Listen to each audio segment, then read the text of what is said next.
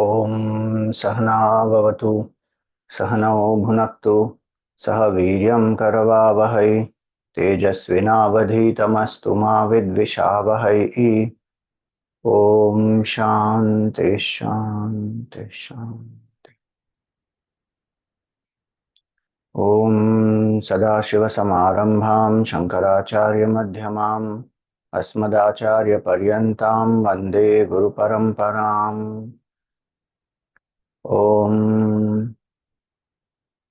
नमस्ते अस्तु भगवन् विश्वेश्वराय महादेवाय त्र्यम्बकाय त्रिपुरान्तकाय त्रिकाग्निकालाय कालाग्निरुद्राय नीलकण्ठाय मृत्युञ्जयाय सर्वेश्वराय सदाशिवाय श्रीमन्महादेवाय नमः। ॐ समस्तजनकल्याणे निरतं करुणामयं नमामि चिन्मयं देवं सद्गुरुं ब्रह्मविद्वरम्। Hari Om, salutations to all. So, we are on the last Jyotirlinga. Vaidyanatham Chitabhumau Nagesham Darukavane Setubandhe tu Ramesham Ghushmesham cha Shivalaye. So, this is the 12th Jyotirlinga and that is called Ghushmeshwara. So, where is this? Ilapure Ramya Vishalakesmin Samullasantam cha Jagadvarenyam Vande Mahodaratara Krishneshwarakyam Sharanam Prapadye. So Ilapura means near Ellora. Ramya Vishala Kesmin, in a very beautiful temple. Samulla Santam cha Jagadvarenyam. Bhagwan is worshipped there, whose nature is very generous. Maha Udara Tarasvabhavam. And who is worshipped by the whole world, Jagadvarenyam. I salute that Supreme Lord, who is Krishneshwara, and I take refuge of Krishneshwara. So this Jyotirlinga is very close to the Ellora caves and the Kailasnath temple there. And one belief is that there is another place also. So Ellora, all of us know, in Maharashtra near Aurangabad. So Ajanta and Ellora. So Ellora has one of the most beautiful temples, is Kailasnath temple. On the way to that, before it will come, Ghushmeshwara. And so here it is said that Verul, in Verul it is, this present temple was built by the grandfather of Shivaji Maharaj, Shri Malloji Raje Bhosle. And its Jeernodhar was done by Ahilyabai Holkar. Jeernodhar means when the decline of the temple happens and once again it is Punar Pratishtha, etc. is done. So then that was done by Ahilyabai Holkar. So there's also one other place where people worship Ghushmeshwara, and that is in this place in Rajasthan, near Savai Madhopur, in Shivad Gram. That Shivling also people call it as Ghushmeshwara, because this Ghushmeshwaram to Shivalaye. At Shivalaye over time becomes Shivadaye. So the Shivada is a place in Rajasthan. So many people think now that also is Ghushmeshwar. And because it is surrounded, because it is near a pond, so they think that that is the Shivalaya. because that in the Ghushmeshwar story you will see there's one pond, and so they think that this Shivalaya, what is mentioned in the shloka, is that Shivada, and there's a pond and the linga is there, so this is Ghushmeshwar. And there is a Parvat also there called Devagiri. So whatever we see connected to the Maharashtra Shivalinga, Jyotirlinga, a pond, Devagiri Parvat, and the Linga, all the three are there, and so people worship that also as Jyotirlinga. This specifically here in the Shiv Puran, it is mentioned about the Linga in Maharashtra. So now, what is the story behind this?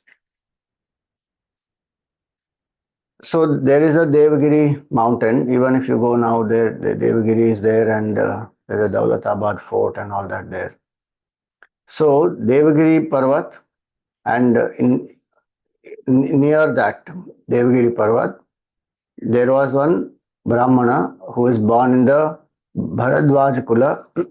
His name is Sudharma. So this Brahmana is very Tejasvi, very devoted to the Veda, does the Sandhya Vandan 3 times in the day, Trikala Sandhya, and he is a devotee of Bhagavan Shiva. And his uh, wife is Sudeha.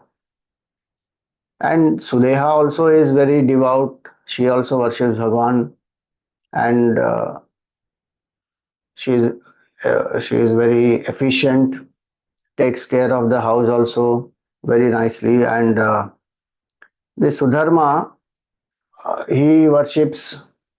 He is a Brahmana and very well to do. He is prosperous. It is not that he has poverty and he doesn't have money, etc. He is well to do, prosperous, he is very generous, very kind also. And it is said here that every day he would do Nitya Agnihotra, and whatever the Vedas have said, that path he follows. So that's the nature of a Brahmana is supposed to be, that to follow the path shown by the Vedas, to live in yajna and yaga, to do the rites and rituals and help others to do that. Adhyayana and Adhyapan, to study the Vedas and to teach. And one lives on the Dakshina and also engages in Dan. All this the Brahmana is doing. Now, he is a teacher also, he has Shishyas also. So all, whatever we just enumerated as the duties of a Brahmana, he was doing all of them. And very pious, full of good values. And every day he also worships Bhagavan Shiva. So, lot of bhaktas of Shivji also are around him and they are very happy with him. Now, they did not have a child. Now, the Brahmana has studied the Veda, he understands the law of karma and the deeper import of the Vedas, why we have come here, etc. So, he tries to convince his wife that it's okay if we don't have a child. There are so many of these students whom we are teaching, the bhaktas are there. You know, whatever is Bhagwan's will, it's all right. Don't worry about that. But somehow this Sudeha does not get convinced, and there is some feeling of the being, the lacking. There's some feeling of lacking, that I don't have a child. And some people in the society are always there who will hurt us, who will taunt us. So some people kept taunting her, ki, you still don't have a child, what is this? And she was feeling very insecure in that sense. Actually, it is each one's decision whether to have a child, not have, even if one doesn't have, how does it matter? But the society actually makes one feel like that, and comments also. It is again up to the individual whether to take that comment in or not and just let it pass, be anchored within. So situation is the same for this Sudharma as well as this Sudeha. Sudharma doesn't get affected and he anchors himself in the knowledge of the Veda. In Bhakti, Sharanagati, this is Bhagwan's will, it's all right. But Sudeha gets affected. Though she is also devout, she also worships Bhagwan, all that, but somewhere she has allowed, she has equated that her happiness is when the child is born. And because the child is not there, she feels lesser. And then the society is commenting, and then that she feels more hurt. So, over a period of time, this continues to happen, and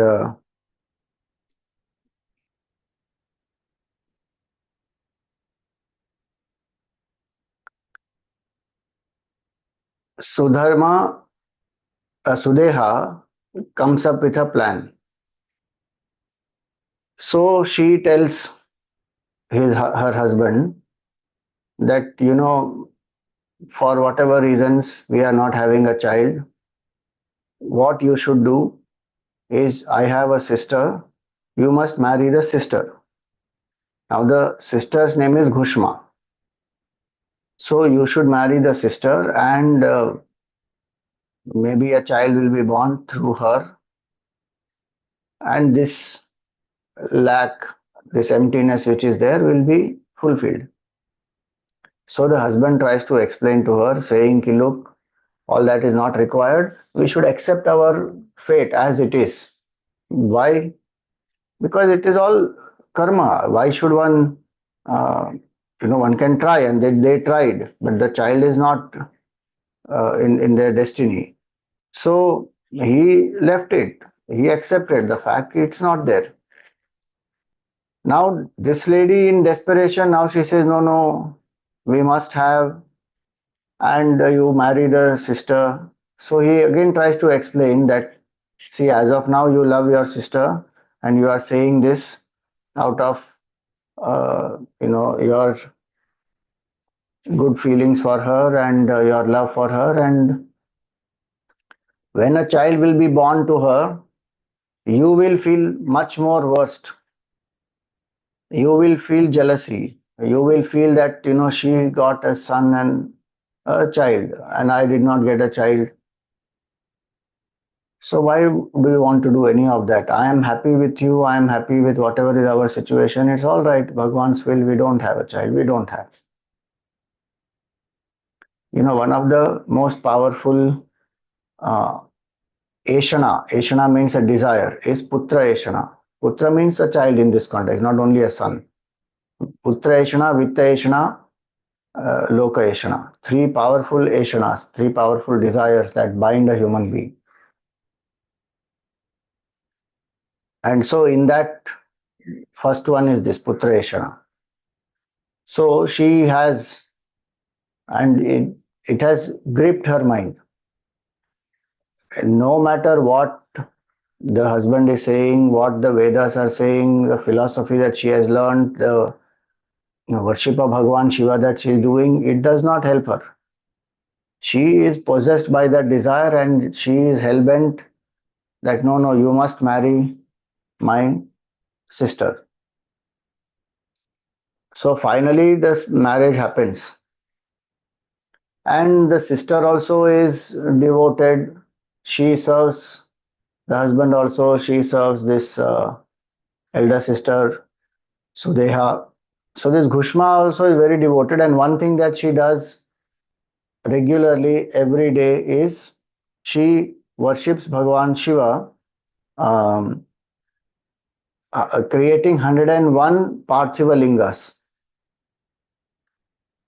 So from the mud she will create the Parthiva Lingas, and Vidhi Purvak she will worship all the 101 Lingas. And there is a pond nearby. She will go and do the Visarjan in the pond. This she will do regularly every day. So, Kanishta chaiva ya patni swasranugnyamavapya cha parthivan sa Chakarashu Nityam Ekottaram Shatam, 101. Parthivan, Parthivalinga she creates. Vidhanapurvakam Ghushma Sopacharam Sopachaраsamанвитам Kritva Tan Prakshipatatra Tadage Nikatasthite. So having worshipped, she will offer them in the Tadaga. Tadaga means the lake. Every day she will do this. Now, this is in Shiva Puran, Kotirudra Samhita, 32nd chapter, 45 to 47 verse numbers. Now, by the grace of Bhagwan Shiva and whatever her karma is, she is blessed with a son. One very pretty, cute boy she is blessed with. And this boy also is very Sadguna Sampanna. He is very good in values, obedient, nice, devoted child. Now, those who are, their family did not have a son for a long time, and now the child is born, and that too in that uh, to Ghushma, and so everybody is very happy, and the feeling of lack, the feeling of not having a child, etc., is gone, and people are so happy, and everybody is celebrating. Now, what happened? Naturally, Ghushma has delivered the child, and so people start praising Ghushma, and they feel that the child is born to her. And in general, their attitude towards Ghushma, changes, and they start as though respecting her more. Now, this Sudeha, in her mind, the jealousy started sprouting. And so, she is the younger sister. Elder sister can be more happy for her, and it was her suggestion that the husband should marry the younger sister, and so he did, and he resisted, but she did not listen. Now he married. Now the child is also born. But now that jealousy has started. Now, when that jealousy has started, then she would cringe. She would feel very bad, and she does not like to see the sister also. And as the child kept growing, slowly this jealousy also keeps increasing in her, because now the child is virtuous, the child is being showered with a lot of love and affection, and people are praising Ghushma also that your son is so good and he is so noble, so virtuous. Now all this he keeps feeding her jealousy. Now eventually the child has become young, and now he has got married, and he has brought a wife home, and so this jealousy has reached its peak now, because the thoughts in her mind are what? Now whatever is there is all belonging to Ghushma, and this son has married. He has brought his wife also. They are also staying in this house. Now I don't have anything left for me. Whatever little I had, that also now these people have taken. Now the whole house also belongs to them. Now this way she is building up in her head. And she is more insecure that now that they have come, whatever should have been rightfully mine, even in terms of property, etc., and the rights on the husband's property and all that, now it will be divided. First it was Ghushma who she has to share with. Now it is Ghushma's son, and now the wife, and then they will have a child. Now she's building all this in her head. Now, as a result of this, what does she do? Very stillily, in a very cunning way, when this son was once sleeping in the room, She goes quietly and she kills him. Literally, she kills the son, cuts him into pieces, and this is all happening in the night. Takes all those pieces and puts in the lake and quietly comes back, goes to sleep. Now, next day morning, as usual, so Ghushma has got up and she is doing her Parthiv Pujan. Sudharma has got up, he is doing his Sandhya Vandan, etc. This wife of the son, she turns and she finds, oh my god, this whole bedsheet is filled with blood and there are some few body parts left. And she is very scared that what is this and where is my husband, and she goes around looking and she can't find, so she is panicking. And this at that time this Sudeha also gets up. Now Sudeha, when she gets up, she is acting normal as though nothing happened, and this girl, the wife, she goes and she tells Sudeha that you know what has happened, because she can't find the husband and she sees Sudeha and she says, my husband is missing, and oh, have you seen? She says, no, no, I've just got up and all that. So she goes to Ghushma. Now, when she goes to Ghushma, she is already in tears, devastated. The Sudeha also comes with her, acting devastated. And when they go there, they see that Ghushma is doing the Parthiv Pujan of Shivlinga. So the daughter-in-law expresses that, you know, my husband is not there and I found these body parts and this whole bedsheet is stained with red color and the blood. Have you seen what has happened? And she is crying, weeping, wailing.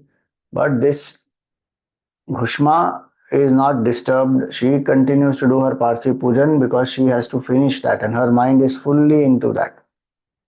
And same thing with Sudharma also.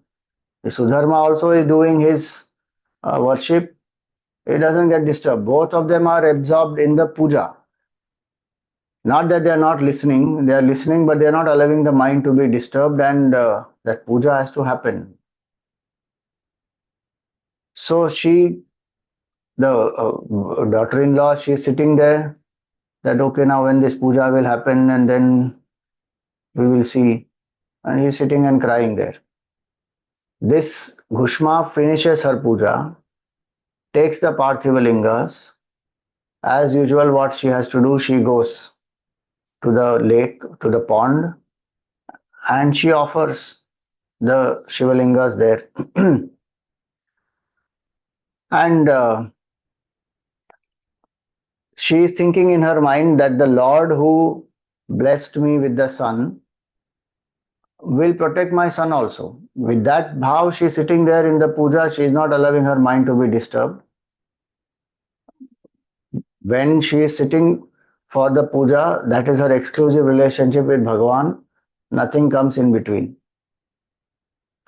And so she has that Shraddha in the Lord that Bhagavan will take care of my son and this puja is important. I will finish this, then attend to it, whatever it is, I will attend to it. It's not some dire emergency that everything has to be left now. Another 15-20 minutes, the puja will get over. And so she said in her mind, I don't want to be disturbed. And she is sitting there with the Shraddha in Bhagavan that the Lord, with whose blessings I have a son, will also protect my son. And he is the one who loves his devotees. He is the Mrityunjaya. He is Kala Kala. And so all the devotees, they who take refuge in him, Bhagavan protects them. And so she says that my devotion, it should not be disturbed. I will not allow my mind to be affected by this. And so she does the worship with full single pointedness. Situation is dire and it's like as though an emergency situation, but she has the Shraddha, and after a few minutes what can be attended to. So she is not leaving the puja for that. Now, one example is given in this Shiv Puran is like a person who makes a garland. So when the garland is made, different flowers are taken and the needle and the thread, etc. And so one by one, all these flowers are brought together and then one nice garland is made. So the analogy given here is that Bhagwan is like that garland maker who brings different flowers. So he brings different jivas together and brings them together. And the same garland maker also can break the garland and separate all the flowers. So the flowers are brought together by the garland maker and a garland is made. And if required, sometimes it happens, there are no loose flowers and then one wants to worship Bhagwan with some loose flowers, or some customer has come, one wants to give loose flowers to the customer, then you break the garland, again make it loose flowers and give. So in her mind, this is the detachment that she has and the clarity that Bhagwan brings the jivas together, Bhagwan separates them. So if my son if my son has died, it is Bhagwan's will. At this moment, my relationship with Bhagwan is most important. So this is the reasoning in her mind. It is not stubbornness, it is not insensitivity. It is that the world is temporary. I am sitting here for this puja and I am worshipping the Lord here. I should not allow my mind to be disturbed. Bhagwan is a protector. Bhagwan will take care. And even if there is, many times we equate this that if Bhagwan is a protector, my son should not have died. If my son has died, then Bhagwan is not a protector. In her mind, look at her clarity. She first of all thinks that Bhagwan is a protector. He who has blessed me will protect him.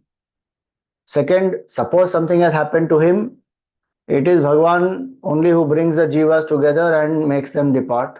So that is also left on Bhagwan.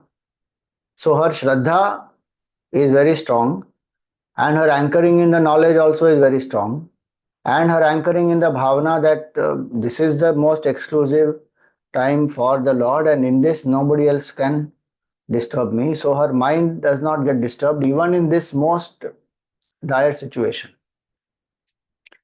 Such a person is called as Dhira, or a wise person, uh, and a very strong person. The definition of Dhira given by Kalidas ji is this: Vikara hetau prapte sati yesham chetamsi na vikriyante te eva dhiraha. Those people whose mind is not disturbed even in the most provocative situation, they are the wise people. And in the Gita, Bhagavan gives this explanation in the 14th and 15th verse of the second chapter. Bhagavan says that the pairs of opposites, they will come and go in the world. Agama apayana anityaha tam titikshasva. They come and they go. Heat, cold, pleasure, pain, success, failure, all this life, death, this will keep happening. Just bear them. One who is not disturbed by this, yamhina vyathayantyete purusham purusharshava samadukha sukham dhiram saha amritatvaya kalpate. That person is fit for immortality. Who is a dhira? And who is a dhira? Who does not get affected by the pairs of opposites. She is a wise woman here. She is the example of dhira. That such a dire situation, but she does not allow her mind to be disturbed. And it is, as I said, not stubbornness, not ego, not fanaticism. It is her bhavana, her anchoring in the knowledge. And so she worships the Lord. And having done the worship, she regular what she has to do, she worships, then she does the Nam Japa, she does the Stuti of Bhagwan, all that she does. And finally, after the whole puja and japa, etc. is over, she has to go and do the Visarjan in the pond. So she does. She takes the Shivlingas and chanting Om Namah Shivaya, she is going there, goes to the pond and does the Visarjan there. Now, as she offers the linga, all the lingas there, and she turns around. Her son comes out from that lake, from that pond.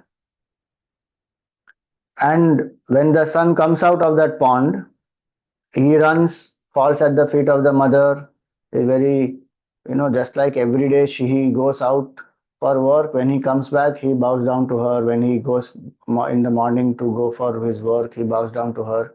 Just like that, same way, he comes out of the lake, out of the pond, and then he bows down to her. And he tells her that, oh mother, I was dead and now I have been revived. And he says that you please wait, because she was going.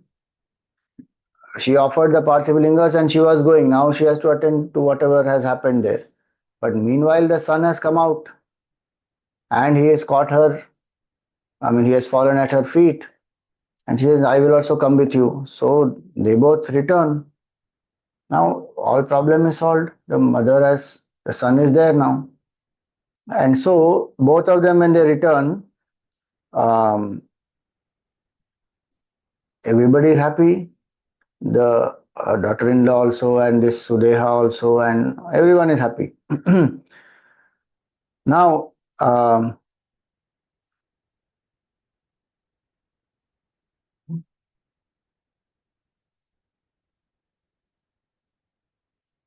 so in her mind, this Ghushma is the same. When the news of the son, his apparent death was given to her, she is anchoring in Bhagwan, and her mind says that Bhagwan will protect him. And if something has happened, that is Bhagwan's Leela. Now, when the son has come back also, her mind is anchored in the same thing, that it is Bhagwan's Leela only. Son is again back.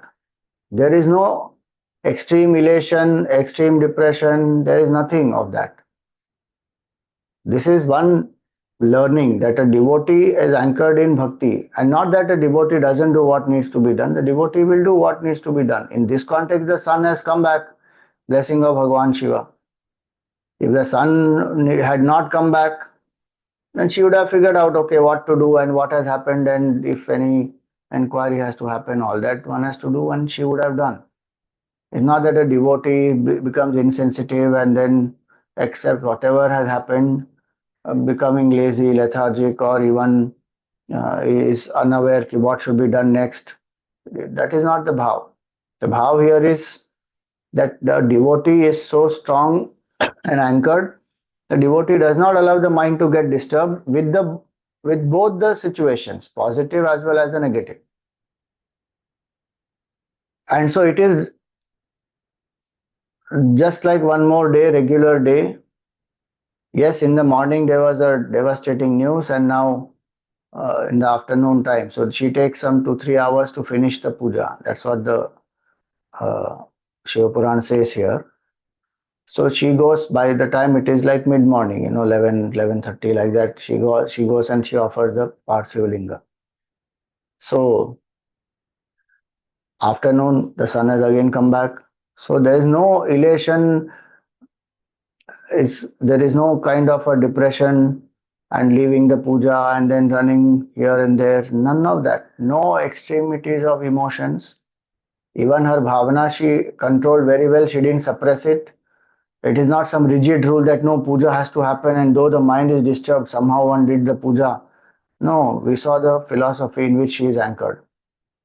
And so this Ghushma, looking at her equanimity, looking at her devotion and her anchoring in the Lord, Bhagwan is very pleased. And he manifests there. So Ghushmeshwara means the Lord of compassion. So Bhagwan manifests there, and he asks her that seek a boon. I'm very pleased with your devotion, and even though Sudeha did all this and killed your son, you don't have even one. You didn't allow it to disturb you, and you don't have any hatred for her. In fact, Bhagwan Shiva says that Sudeha did everything, and she must get her karma phala. With the Trishul, I will behead her. So Ghushma there prays to Bhagwan Shiva, and she says that she is my elder sister, and please you protect her, don't kill her. And Jivas do mistakes, and we all are under the spell of Maya. We get carried away. Please don't kill her. You please bless her, that her insecurity goes away. And so Shivji is more pleased. And this Ghushma is saying not to please Shivji, but inside, feeling that isko to marna hi chahiye, I will kill her. No, she genuinely doesn't have any hatred towards the sister. And she prays to Bhagwan that you please help her, remove her afflictions in her mind. So now Shivji is much more pleased, and Shivji says, seek any other boon that you want. Because I am so pleased that somebody who has hurt you so badly, you are doing good even to that person. Somebody who has done apakara to you, you are doing upakara on them. See, Gurudev used to call this as aggressive goodness. Passive goodness and aggressive goodness. So, what is the meaning of this now? Passive goodness is my goodness is there, but it is dormant, it is passive. And I am good only when people are good to me. And many times, all these good people, they don't come together. They are very individualistic. They don't come together, they don't unite, and their goodness is only limited to themselves and maybe a few people around them. If somebody hurts them, then their goodness will go away. They will again justify that we have the right to hurt that other person. Aggressive goodness is what? See, this is what Gurudev used, okay? Aggressive goodness. The aggressive goodness of the moment we say aggressive, we feel that, oh, aggression and attack and all that. No, no. Aggressive goodness means even when somebody is hurting us, we don't harbor ill feelings for them. We even have feelings of for their good. Now, please remember, there is a boundary for all this. Like you see the Mahabharata, even Ramayana, they both will tell this aggressive goodness very clearly. They teach this. So Pandavas were aggressively good towards Kauravas. Kauravas kept on irritating them, trying to defeat them, destroy them, what all they tried to do. But Pandavas defended themselves, but they didn't entertain any hatred against the Kauravas. Yes, there is some pain, sorrow, and then they feel that injustice has been done, but they still accept. They are our family members, it's all right. And they are ready to have an adjustment. They don't want bloodshed just for the sake of some kingdom and land. Even when Dhritarashtra divided the whole kingdom into two halves, actually the whole kingdom belongs to Yudhishthir. But Dhritarashtra kept the Hastinapur, etc. with him and divided Khandaprastha, barren land he gave to Pandavas. But Yudhishthir didn't fight that this whole kingdom is my right, why should I settle for less? Nothing. He said, oh, it doesn't matter. Family harmony, love, affection, obedience to the elders, all that dharma is more important than material property and prosperity. And they transformed that Khanda Prastha into Indraprastha and made it so fantastic that even this Duryodhana and all of them, they feel jealous of it. So Pandavas were anchoring in goodness. And when they lost also, and they went to exile, after they come back also they are ready to adjust, saying just 5 villages also are enough, we don't want. But then Duryodhana imposes the war on them, saying not a, not the land occupied by dropping a needle, not even that much land I will give you without war. So when he says without war, that war he imposes the war. Now they have to defend. So you see in Ramayana, Manthra did so much instigation and Kaikeyi sent out Bhagwan Ram. Kaikeyi repents and she tells Bhagwan, you please come back. But Bhagwan has to keep up the word given by the father. He doesn't come back. But he has no hatred against Kaikeyi. When he comes back, he doesn't even have hatred against Manthra. He goes and meets her also. So both these are examples of aggressive goodness, and the devotee has to anchor in aggressive goodness. But also remember, in Mahabharata, there is a war that happens where it is inevitable and where one has to do the duty for the larger good, if that is one's swadharma, etc., then one has to fight. But there is no dvesha inside. Opportunities are given to transform. How many times Ravana was given opportunities to transform and drop the adharmic ways and come to the dharmic way. Same way Kauravas were told so many times. Even just before the war, that call is given that anybody wants to shift the sides, you can shift even now. And this Yuyutsu, he moves from Kaurava army to the Pandava army just before the war begins. And he teaches Bhishma and Drona and all of them by his example that loyalty to dharma is more important than loyalty to individuals. So he walks out. Now the point here is that understanding must be clear, that when it is inevitable and one has to fight, but no dvesha inside. And where one can, individual capacity, one should just forgive, let go, not build a dvesha. Because in the devotee's mind, that scope is not there, time is not there, life is short, ananya bhakti is what is required. Now, where one will entertain dvesha in the mind, because when dvesha is entertained, then the mind will think more and more about that person, and Bhagavad Chintan will be left aside. And dvesha is called dvivisha. It is double poison. It will first poison our mind, then it will poison the relationship itself. So Ghushma does not entertain any dvesha. She in fact asks Bhagwan, can you please forgive her? So Bhagwan says, you are having this beautiful quality that you are not even thinking of hurting your sister, and in fact you are saving her from it. You are doing upakar on somebody who has done apakar. So seek another boon. So Ghushma says that if you are so pleased with me, then you please remain here only in a form of a linga and bless everybody who comes here. And so that's what she says. Tava darshana matrena patakam naiva tishtati idanim tvam cha vai drashtva tat papam bhasmatam rajet. And she says that my sister will also see you, have your darshan. Her papa also will be destroyed. So she is thinking not only that sister should not be killed, but how she will transform also. This is aggressive goodness.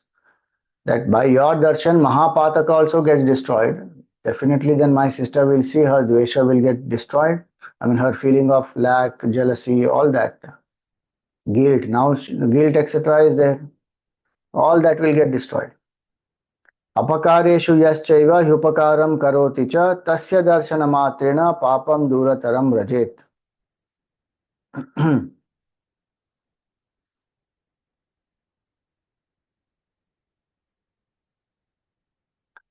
And so she says this, that those who have done apakara, whoever does upakara on them, even the darshan of such people will help to drop papa.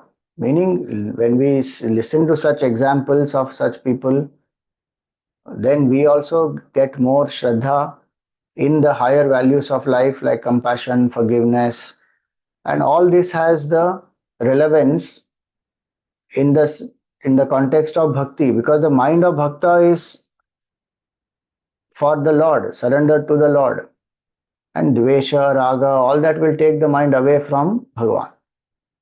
So values have a context, and the context of values and dharma is bhakti, sharanagati, atmagnya.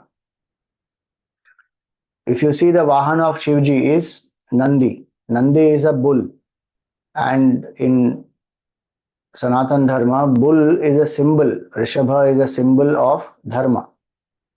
So Shivji riding the Nandi means the Anubhav of Atmagnan will happen only when one is anchored in dharmic values. If I am not anchored in Dharma, Dharma is a vehicle on which Shiva rides. So if I am not anchored in values of righteousness, of compassion, of love, truthfulness, integrity, forgiveness, all that, then my ego will be more stronger. Then Atmagyan can't be experienced. When the ego is thinned and completely weak, that ego is surrendered to Bhagavan, one realizes the truth. Shiva Tattva is realized then. So this is a beautiful story, and when Ghushma said that you please remain here and bless everybody, so Bhagavan accepts her request, and Bhagavan agrees to be there. So that linga is called Ghushmeshwar because Bhagavan says your example is what people should follow. So I will remain here in the name of Ghushmeshwar. She has also prayed that please Bhagavan, I want to be always associated with you. So Bhagavan says the Ghushmeshwar is the name of the linga. And the pond where she used to always do the Visarjan of the Parthiva linga. So he says that this pond will be called as Shivalaya. Why? Because Alaya is the abode, and she always offered the lingas in the pond. So he says that this pond will be called as the Shivalaya, and in 3 words it will be known as Shivalaya. तदोवाच शिवस्तत्र सुप्रसन्नो महेश्वरः स्थास्येत्र तव नाम्नाहं घुष्मेशाख्यं सुखप्रदः. So I will stay here. My name will be Ghushmesha, and idam sarastu Ghushmeshakyam suprasiddham lingam me jayatam shubham idam sarastu linganam alayam jayatam sada. So this is the abode of all the lingas, and so this will be called as Shivalaya. Tasmat Shivalayam nama prasiddham bhuvanatraye sarvakama pradamhyaitad darshanat Syat Sada Saraha. So people's desires will be fulfilled, they attain happiness, and their sins will be destroyed. So this is the Jyotirlinga Ghushmeshwar. Then he blesses them that 101 generations of yours, great people will be born. They will all be noble-minded, they will have devotion, they will be anchored in the bhakti, and the families with the wife, the children, all the family members, everybody, they will have prosperity also, and they will be adhikaris for moksha also. Tava vamsham shatam chaikam purushavadhi suvrate idrisha putraka shrestha bhavishyantina samshayaha. Now what will happen after 101, Swamiji? Bhagwan's kripa is there on that vamsha. 101 is, Bhagwan just said that 101 generations. Now that much of what you call the kripa of Bhagwan is there on all these generations, and it will continue. Now Bhagwan remained there as a Shivalinga, and he disappeared as in the form of a linga. He continues to remain there, and his specific form as Bhagwan Shiva disappears. So ityuktva cha shivastatra linga rupo bhavat tada Ghushmesho nama vikhyata saraschaiva shivalayam. Now this Sudeha comes. She is guilty, she is repentant, she seeks forgiveness of her sister. She has darshan of Bhagwan, her mind also is purified. And anyway, Sudharma is a devout Brahmana, so he is also very happy. And finally, everything is peaceful. Son has come back, daughter-in-law is there. A whole family is happy now. Now this way the Jyotirlinga has manifested, and whoever has darshan of this sarva drishtva papai pramuchyate sukham sambardhate. And the example given here is Shukla Pakshe Yatha Shashi, like how the moon increases during the bright fortnight. In that way, the prosperity and happiness and peace of that person will increase. So this is the last Jyotirlinga, and very powerful story this is. One may say that, this is rare, very super sattvic type of people only can do this. Otherwise, she is justified in getting angry and upset and all that. And daughter-in-law has all the rights, and who knows when this mind of this Sudeha can again change, and again then she can act. And there's a threat, security threat to my husband. All that one can think of, and maybe one may feel justified in thinking that way. But that's where the whole understanding is that bhakti is powerful, and darshan of Bhagwan there, the mind of all of them is purified, and especially Sudeha, her insecurity is also gone by the blessing of Bhagwan. So finally, what removed? It is not that actually she was blessed with the son that removed her insecurity. Bhakti only removed her insecurity. She was also a devotee of Bhagwan Shiva, but she allowed her ego and insecurity to overpower that bhakti. Ghushma did not allow the situation to overpower her bhakti and shraddha. So that is one big difference in both the sisters. And so the elder sister learned her lesson now. And she gets more anchored in bhakti and accepting the will of the Lord. Because of her younger sister, she got darshan of Bhagwan also, and the Shivlinga is there. So all those things will definitely create an impact on her mind. And finally, everybody, and she has repented, etc. So all is fine. So this is the glory of Ghushmeshwar Linga, and this is the beautiful Linga of Ghushmeshwar. Now they also have given some other names. People call this as Ghushmeshwar also, but the word even in Shiv Puran is Ghushmeshwar because Ghushma is the name of the younger sister. So there are other names also for it called as